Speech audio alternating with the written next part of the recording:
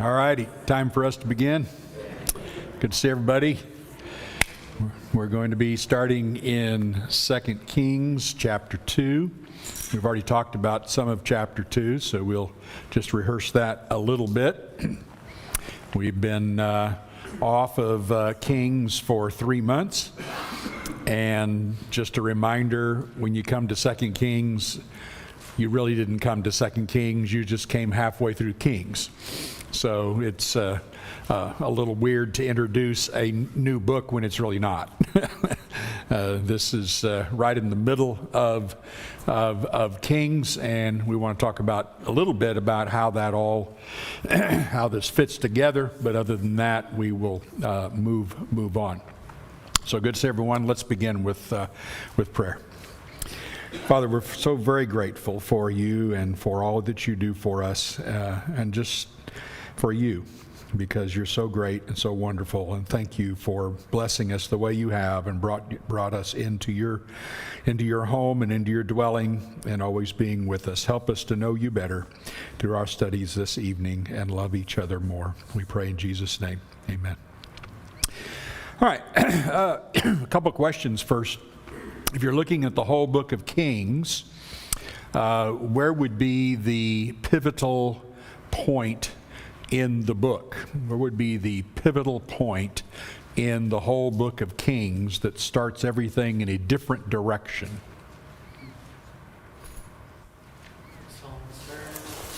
Say again? Saul. I thought you said Psalms. And I'm like, yeah, Solomon turns toward evil, and then the kingdom divides, right? So I'm not trying to be technical with you, but I think it's important to know this. What chapter do we have the divided kingdom begin? Where Jeroboam takes the north, Rehoboam takes the south, Solomon dies, etc. Chapter what? 12. Chapter 12, then, of 1 Kings. So 1 Kings 12, everything is going up, doing well. Solomon then in chapter 11, we're told he marries all these women and gets himself involved in all kinds of idolatry and etc., and turns God's anger toward him. And the shocking part of the whole thing is he seems to never repent. Doesn't do anything about all the warnings God gives. And so chapter 12, God takes the kingdom out of his hands. Kingdom divides, Jeroboam takes over, and if you were drawing a chart in it, everything would go peak right there at chapter 12, and then this downward direction that would go from there until the northern kingdom of Israel is taken captive by Assyria.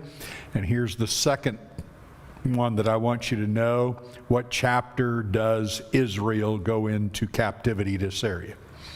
This will be in 2 Kings. I haven't told you this before, but I'm telling you now, and I thought maybe somebody might know. Yeah? No? Okay, 2 Kings 17. 2 Kings 17. So you have these key chapters. 1 Kings 12, boom, pivotal point. 2 Kings 17, northern kingdom goes in captivity. So if a divided kingdom, you know, when I was younger, we had to learn the 12 periods of Old Testament history. And so the divided kingdom period went from 1 Kings 12 to 2 Kings 17. And then we called 2 Kings 17 to 2 Kings 25, which 25 is the end of the book of Kings. We called that Judah only because the northern kingdom's gone, and so you have the Judah only period, which lasts a little over 100 years. So if you can remember 3 key places in Kings, you'd go 1 Kings 12, boom, divided kingdom period, all the way to 2 Kings 17, Israel to Assyria, to 2 Kings 25, Judah to Babylon. And there you go. What more do you need to know? Well, all the details. Oh, you need to know the years in which that's absolutely true. So why don't we just add that in right now? That would just be great. See, you're all going to hate Alan for me asking. So the year of the approximate year of the divided kingdom, Solomon's death and all that? About 931. Very good. You get to go to heaven. That's right. 931 is exactly right. And then you have Assyria coming, and Israel goes into Assyrian captivity in the year 722, and then Judah is taken captive by Nebuchadnezzar in his first of 3 invasions in 605, then 597, and then 586, where the temple is finally destroyed. But the 70-year captivity really begins in 605, going down to 539. And so they're important dates and chapters to be aware of there. Okay, we have come to this transition then in 2 Kings, and we introduced this 3 months ago. We come to this transition in 2 Kings where Elijah hands the mantle over, so to speak, to Elisha. I think we talked about the first part of 2 Kings 2, where Elijah, everybody seems to know, all the prophets and Elisha, everybody knows Elijah's going to be taken up this particular day. And so Elisha is following Elijah around like a little puppy dog. And Elijah keeps saying, go away, go away. And he says, I'm not going anywhere. He says, you stay here, I'm going there. He says, I don't care what you say, I'm not going anywhere. I am following you, I'm sticking with you. And then finally Elijah turns and says, well, what do you want when I leave? And he says, I want a double portion of the Spirit in which you have, which is basically saying, I want to take over for you. And I want to have the power that has been given in order to take over. And Elijah says it's a very hard thing. Likely not saying that's a hard thing for God to do, but likely he's saying that's a hard thing for you to get to do. If you can imagine, the last time we read about Elijah, other than chapter 1, the calling down fire from heaven, what was Elijah's whole mentality? How was he doing mentally? He felt like he was the only one. Yeah, he was in rough situation, and I can't imagine how low that guy was. It was a tough deal. He runs all the way to Mount Sinai, and God says, "What are you doing here?" And Elijah says, "I'm only one left." God says, "I got 7,000." And every time I hear that, I always think, is that all you have? There's about 11 million in Israel, and you have 7,000. You're going, whoopee. But, God's going, yeah, that's okay, because I'm going to work with the 7,000. And it's great to see God's beautiful attitude in those things. So anyway, this is what we're looking at. Just a couple of things here, just a reminders. What we see with Elijah and Elisha taking over is an echo of what we saw with Moses and with Joshua. So there's a lot of similarities in this.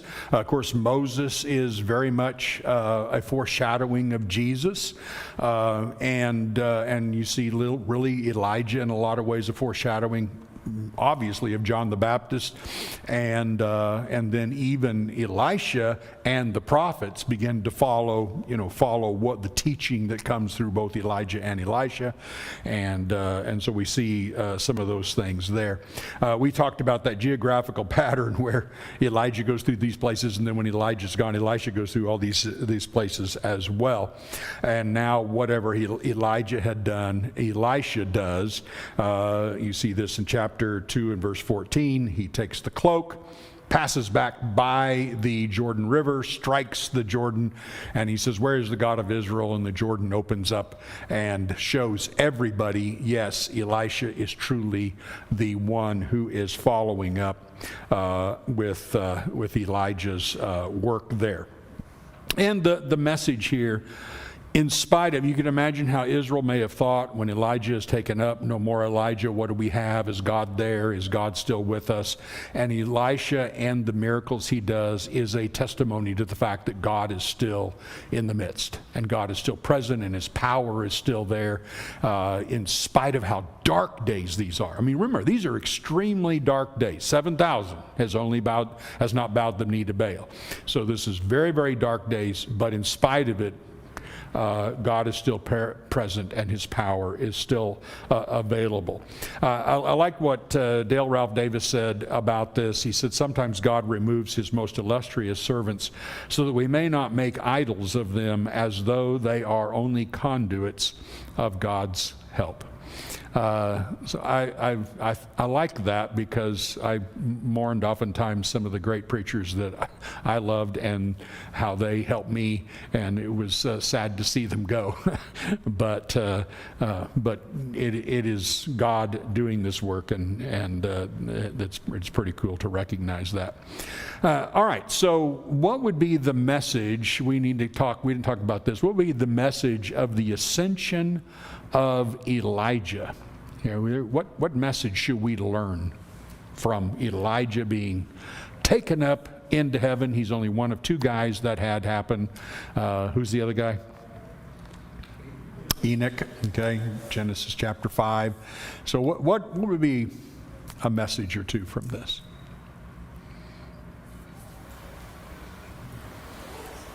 What should we learn from it? I mean, God just didn't go, oh, well, I'll just take him up. I mean, after all, why didn't he just die like everybody else? A lot of great prophets who died. So why not Elijah? Marty. It reminds you, though, of the later incident of Elisha and the chariots of fire. Yeah. Yeah. Yeah, chariots of fire come down, and he says he sees it as the armies of the Lord and all of this. So there's a sign here that God is still powerful and working. Good, Michael. Maybe it's another glimpse towards the back end of Israel's history of like death doesn't always have to be the answer. Yes. Like with Enoch in the beginning and with Elijah Yeah. towards the end. Yeah, Elijah is an illustration then, just like Enoch is an illustration of God's power over death, and God's eventual promise, future promise that death will be defeated, and God has the power to do that. So we certainly see that emphasis. Remember, in the Transfiguration, Elijah and Moses are both there having a discussion with Jesus. Elijah would represent in the Old Testament who? The prophets, right? Moses representing the law, Elijah the prophets, Jesus, of course, the establishment of a new covenant. And so there's these representations here that are given. And Elisha takes up Elijah's work just as the apostles did with Jesus. And just as the servants of Elisha, who were also prophets, etc., followed him and took up the mantle from him, so do we. So there are parallels all the way through here where you have Elijah passing this on to Elisha.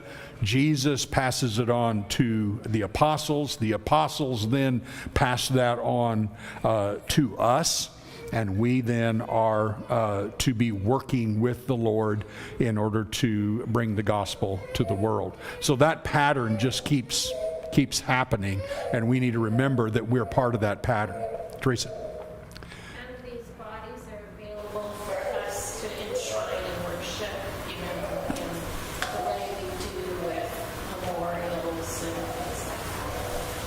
Moses' body was buried by the Lord. Okay, I see. They couldn't create some kind of a idolatrous worship. Yeah, nobody knows where any of these people are buried. And Elijah wasn't. That's right. No. Yeah. So the none of these, except of course for Jesus, is intended to be memorialized in some kind of worship way. Exactly. Okay, good. So there's a pattern given here that we need to notice on this, and there's another echo here that takes place. The apostles later will witness the ascension of Jesus, just like Elisha witnesses the ascension of Elijah. And both situations, the follow-up is a lot of miracles. And one of the unique parts of Kings is this part here when you get to the end of chapter 2 and going through 3 and 4, there's just miracle. And they're really crazy miracles. In fact, when I first read them, I thought, this reminds me of the Book of Mormon. I was like, there's some weird miracles here. So one thing we need to talk about as to why these miracles are this way and the weirdness then of these miracles. So, and again, I'm just showing you some patterns that you take place here instead of just going through and go, yeah, that happened. Look at the pattern that is happening. And if you're a New Testament person, when you get in the time of Christ and you're a disciple and you're someone in Acts 2 and following that are converted to Christ, and you see these things, this ought to it would be boom, reminder. This is a reminder of the same kinds of things we saw back in the days of Elijah and Elisha and the time of Christ. It was very dark days again in Israel's history. Okay, Luke always points. I love how Luke points out the dark days. Luke chapter 1 and verse 5, he says, in the days when Herod was king over Israel. Though that little phrase says, an Edomite is reigning. Wow. That's a sign of darkness in the nation of Israel. So we lead up to that in that way. So the prophet servants of Elisha now are going to of Elijah are now going to follow Elisha, and we see that pattern. And the whole thing is God's presence and work from heaven is going to be magnified in the midst of this darkness. All right. So that's a little forerunner to the details that we will look at now, and start here in 2 Kings 2. Let's begin reading here at verse 15. Now when the sons of the prophets who were at Jericho saw him opposite them, they said, the spirit of Elijah rest on Elisha. And they came to meet him and bowed to the ground before him. And they said to him, behold, now there are with us your servants 50 strong men. Please let them go and seek your master. It may be that the Spirit of the Lord has caught him up and cast him upon the mountain or in some valley. And he said, you shall not send. So here is Elisha's first thing. They want to, they just badger him. We want to go make sure Elijah's not hanging out somewhere.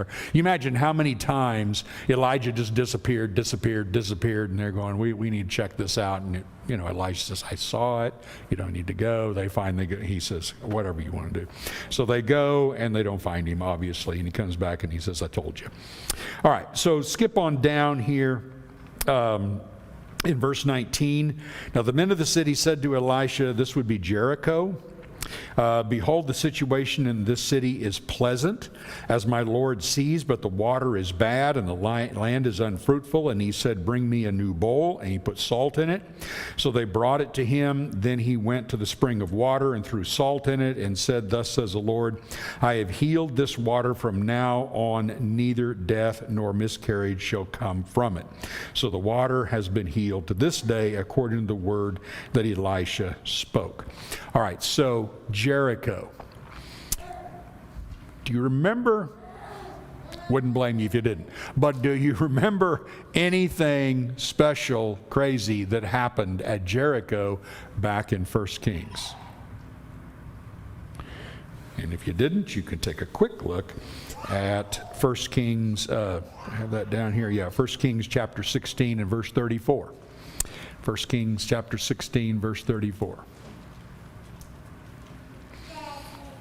Some guy tried to rebuild Jericho, and there had been a curse that God had given long before that. Anybody who rebuilds Jericho will do with the death of his firstborn and his youngest. And so there's a curse that was on Jericho, and this water being bad may have been part of that curse. And so the people of Jericho plead with Elisha, and Elisha is able then to provide fresh water. Very nice that he starts fixing things. All this thing that you're going to see in these miracles, you want to keep thinking about curses being reversed. Curses being reversed, blessings being given, God to the rescue. Because this nation is cursed, and God is showing them that if they want blessing, it's going to come from Him. So Elisha then heals this Jericho's water supply. And then, of course, every kid's favorite text is verse 23. He went up from there to Bethel, and while he was going up in the way, some small boys came out of the city and jeered at him, saying, "Go up, you bald head, go up, you bald head." And he turned around, and when he saw them, he cursed them in the name of the Lord. And two she-bears came out of the woods and tore 42 of the boys. And from there he went on to Mount Carmel, and from there he returned to Samaria. And so the 42 boys of Bethel. And when I was growing up, and if you grew up in a Christian home, you probably got the same thing. Constant emphasis on you better speak with respect to your elders, or the she-bears will come and get you. How many times did my mother say that? And we'd all tremble. Even though I don't think there were any bears nearby, but it didn't matter. God could invent them and bring them out.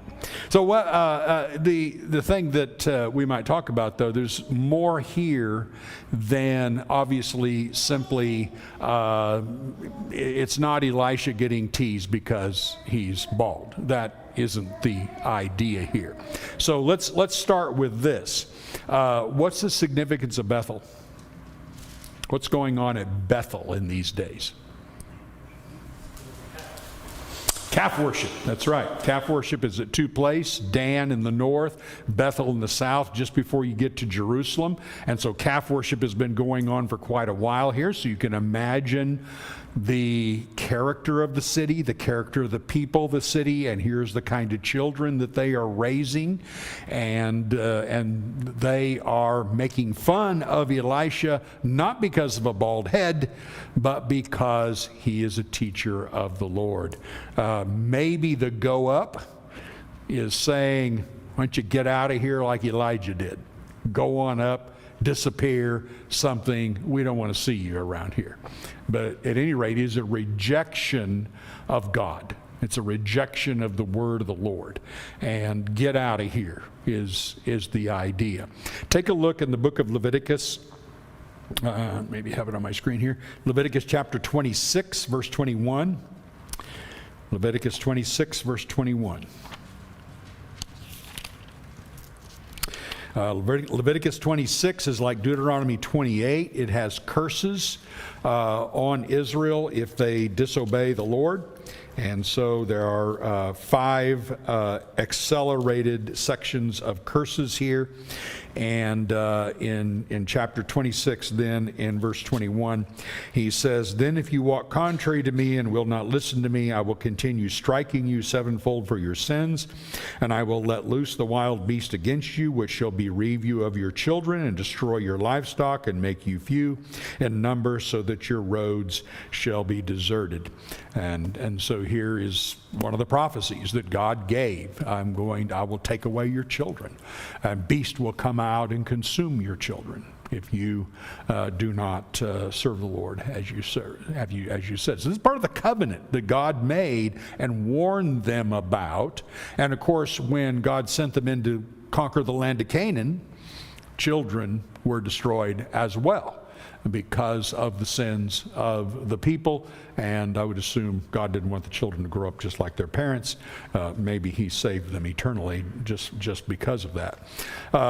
So again, what are we learning about God here? He's not tolerating the rebellion of Israel, just like in 1 Kings 13. Remember when there was a prophet of the Lord that didn't do what he said and decided to return the same way that he came, or actually go back and eat and drink in the place where he had given the prophecy. And that young prophet was not consumed but killed by a lion. So we're learning some things then about God. Lesson of chapter 2. Quick lesson here. No matter the darkness, God is still at work and making his presence known. So it doesn't really, these are really, really dark days, but we see God still present and working. So I think that's, real important for us to recognize. Any questions, comments on chapter 2 or anything to add to that? Yeah.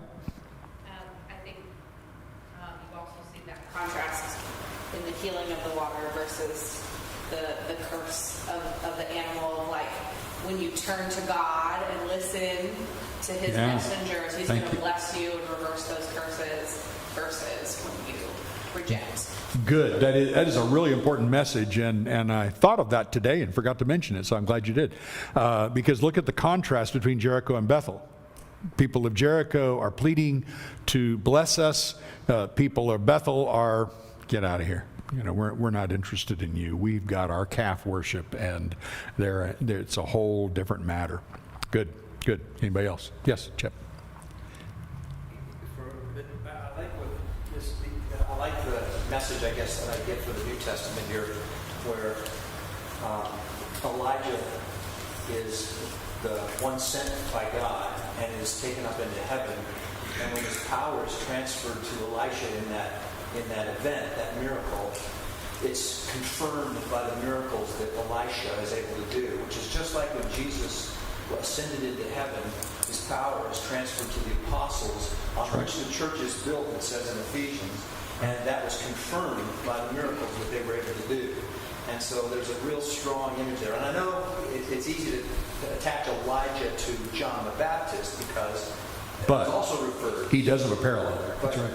I think the stronger, and that's true. Yeah. I think the stronger lesson here maybe is what I totally agree with you. Yeah, I think the Elijah-Jesus parallel is very, very clear there. And as you said, when we read then in Acts 2, for example, the extraordinary miracles that the apostles do, and then really emphasized throughout the whole book of Acts, the extraordinary miracles, as Luke uses the word, the extraordinary miracles by Peter, and then later the extraordinary miracles by Paul. Those are all indications that God has put his power and his stamp of approval upon them.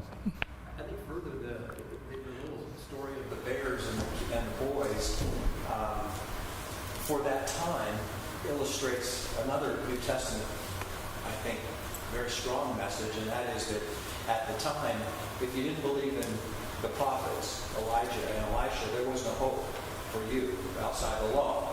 Right. And in the New Testament, we see that if you reject the apostles' teaching, then there remains no means for your salvation. That's exactly right. And so again, there's a strong message here about this, what happens to these people who are mocking him. Absolutely. And rejecting the prophets.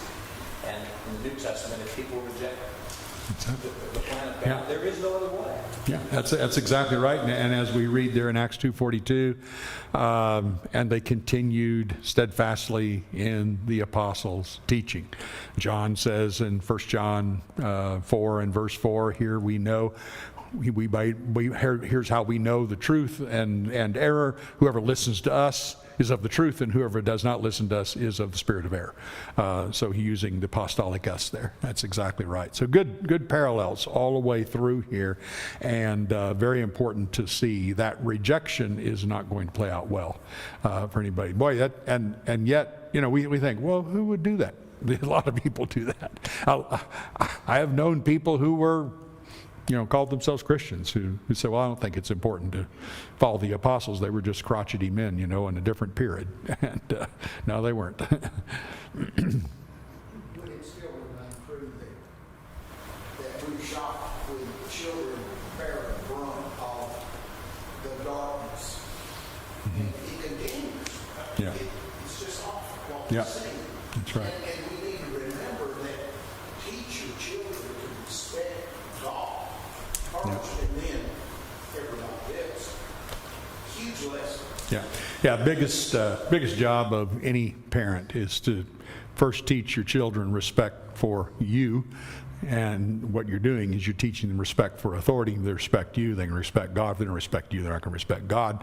And you have to pass that on. And of course, in the law, if a kid curses you or whatever, or hits you as a parent, they're to be put to death. Adios, kid. I always told my kids. I used to have 5 boys, so you had to straighten up. It was great. I saw Far Side. I tear off Far Side, and this morning I tear it off, and there's a jet airplane flying across the sky, and you see this father and this little kid in the window, and out on the wing is a line, and not a real kid, but a fake kid is being drugged through the air on the, through the air on this jet. And the father says, "See, Johnny, if you keep crying, that's what happens to you." and the subtitle is, Larson says, "How airlines could cause everyone to feel a little more comfortable in their flight." There you go. Just need a little Acme baby is what they called him. So it's good. So in this, chapter 3 is all about a rebellion of Moab. So notice verse 1. In the 18th year of Jehoshaphat, king of Judah, Jehoram, the son of Ahab, became king over Israel in Samaria, and he reigned 12 years. But the first king who was son of Ahab was who?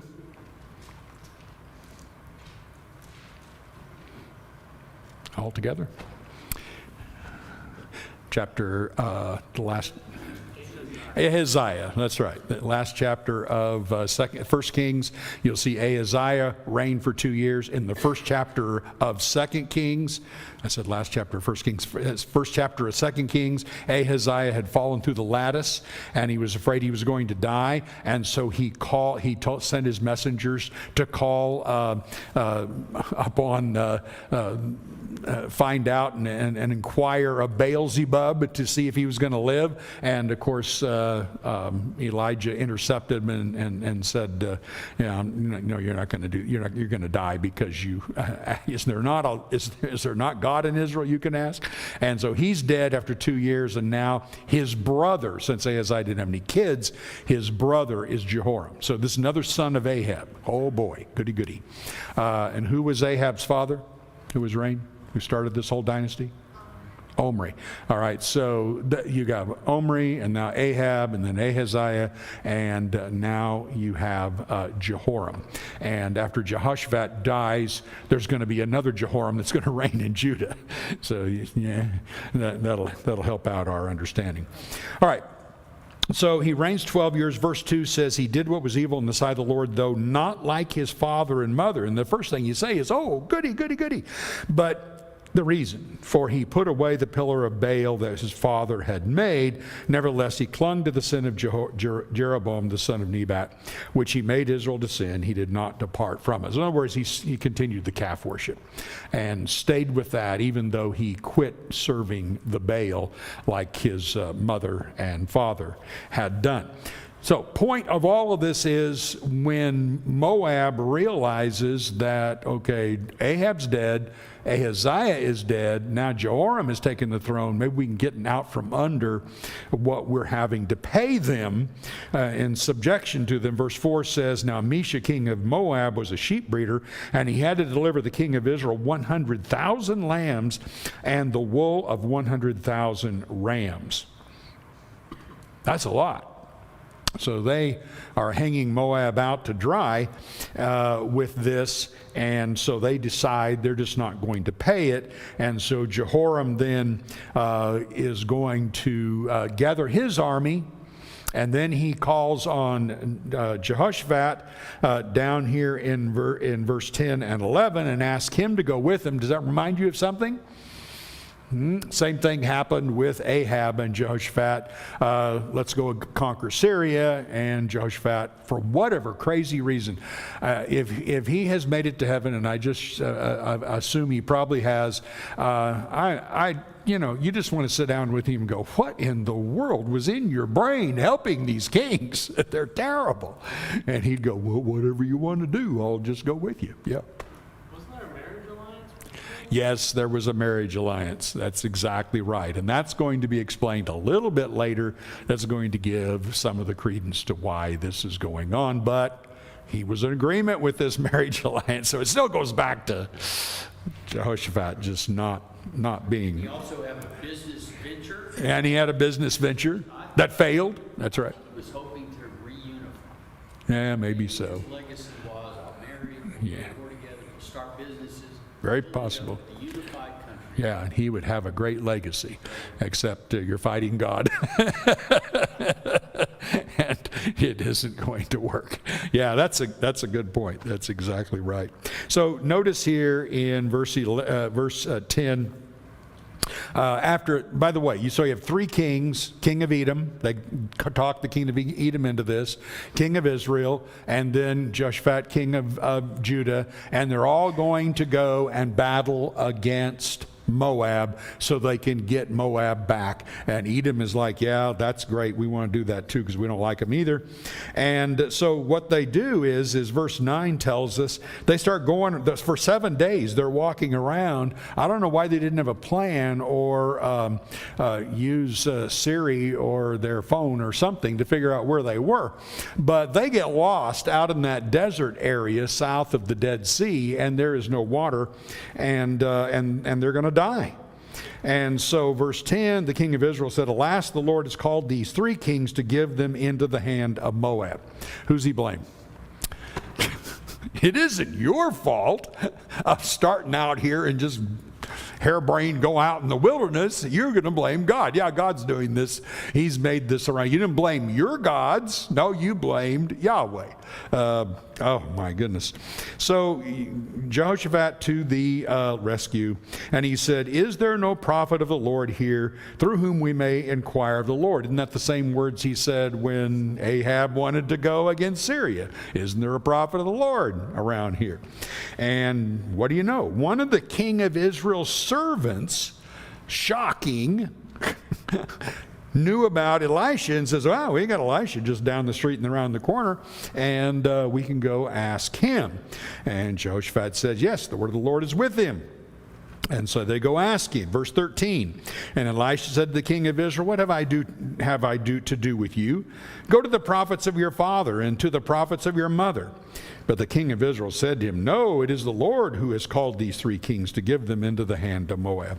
And Elisha said, as the Lord of hosts lives before whom I stand, were it not that I have regard for Jehoshaphat king of Judah, I would neither look at you nor see you. So if Elisha said that, you know how God feels about it. It's just, I'm so mad. Why don't you go ask your own prophets, your own gods? Why don't you go do that? Well, I know they wouldn't do any good. That's basically what he's saying. No, it's the Lord who's got us in this situation, so we need to ask the Lord. So bottom line is, Elisha says, give me a musician, play some music. Word of the Lord comes to him, and then he gives this prophecy that this dry stream bed is going to be full of pools, verse 16, and that's going to be a miraculous amount of water that is going to come. And then he's going to give them the power to conquer Moab and chase them down. And he even commands them in verse 19 to fell every tree, destroy every fortified city, every choice city, stop up all the springs of water, ruin every good piece of land with stones. So literally pretty well destroy Moab, bring them right down to the ground. That is a shocking thing for God to tell him to do, because back in Deuteronomy, when he said, you conquer a nation, I don't want you to cut down the fruit trees, and I don't want you, it's not their fault. And yet in this case, he says, do it. I have no explanation for that, except God was really angry at Moab. and does it anyway. So that's absolutely pretty amazing. So all of that happens. If you've read this, then you know the story that the water comes into the valley. When Moabites come out over the hill, they look down the valley, they see the water. As the sun rises, it looks like it's blood, and they draw the conclusion that the Edomites and Israel and Judah have all got mad at each other and had a big sword fight and killed each other. And so they go, yay, to the spoil, and they all run down, and Israel, Edom, and Judah go, surprise! We're not dead. And they kill them all, back them all into the city, etc. Down to verse 26. When the king of Moab saw that the battle was going against him, he took with him 700 swordsmen to break through opposite the king of Edom, but they could not. Then he took his oldest son, who was to reign in his place, and offered him for a burnt offering on the wall. And there came great wrath against Israel, and they withdrew from him and returned to their own land. All right, so if you read verse 27 and were puzzled by it, so is every single commentator that I read. Everybody's puzzled by it. Who's the wrath? Who had the wrath, etc.? Well, generally the conclusion is it isn't the wrath of Israel, it isn't the wrath of Moab so much. It is the wrath of God toward Israel. Yes, now you've done what I told you to do, but that doesn't change you.